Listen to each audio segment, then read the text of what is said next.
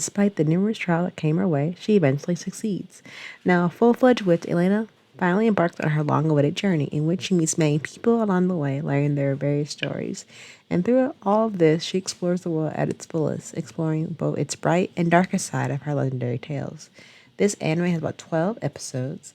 It premiered October 2nd to December 18th of 2020, based off a light novel. It is adventure and fantasy for the drama. Each episode is 24 minutes and is rated R 17 plus for violence and profanity. Let's get started into the review. Here we have a young Elaina who is holding a precious book that inspires her to become an adventurer and a witch one day.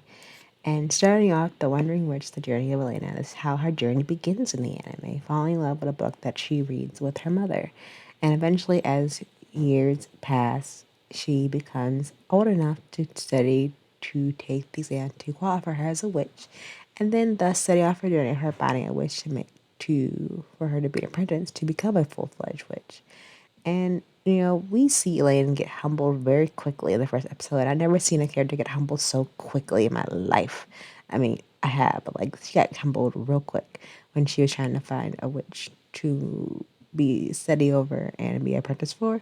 And then just watching her encounter different people in her life, going that in the aspect of trying to find different people's journeys and just being inspired by them and people who come about versus they be very bright or the very true and dark reality of the world, which I like that it doesn't, not everything's like sunshine, everything in the world is not always good and people are not always good. And there's always going to be some type of darkness where there is light. And what I like about this happiness, there's a quote that like, happiness is a way of travel, but not the destination. And I feel like, we often told these very fictional stories of one day the hero save the day, where happiness is the commodity given for war for good and people do good deeds. But in the case of Elena's story, where she followed the solidarity of Elena's journey through the vast skies, endless seas, this real fiction is meant to be approached in a different manner. I think good intentions may be rewarded, but is that always the case? Unlike most, I feel like anime doesn't portray karma or the laws from which you can never escape from. Sometimes the characters will strive to resolve an issue with good intention, but as a consequence of following their heart, it sometimes can lead to not every problem being fixed and maybe probably made much worse. And I think in this case, it's often shown that karma and morality are treated as an open-ended question of which those are not inherently correct. I think it's also suitable, in the way of storytelling that makes this anime really good and different from the botanica sides of life.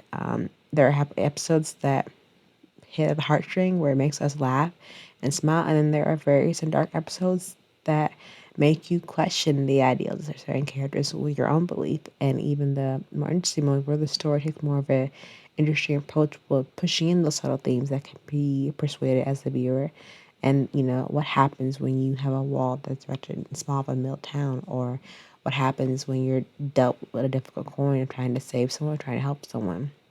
In this case, showing the broader scale of Lynn's personality, in which she tends to explore these serious themes about human nature and when magic is involved, what does that necessarily entail as her journey as adventurer? And then, as travel is more involved, you see her traveling to different areas and encountering different people as a traveler and knowing what situation she deems as best. And I think that's very important for this scenario in which we see her in. But definitely check out this anime. I definitely give it I would say a 7.7 out of 10 for Wandering Witch, The Journey of Elena. And it does a good job of telling you, showing us as readers the experience that she goes through becoming a traveler and becoming a witch. So definitely check it out. If you haven't already, let me know your thing down in the comment below, and I'll see you soon for another anime review. Until then, bye!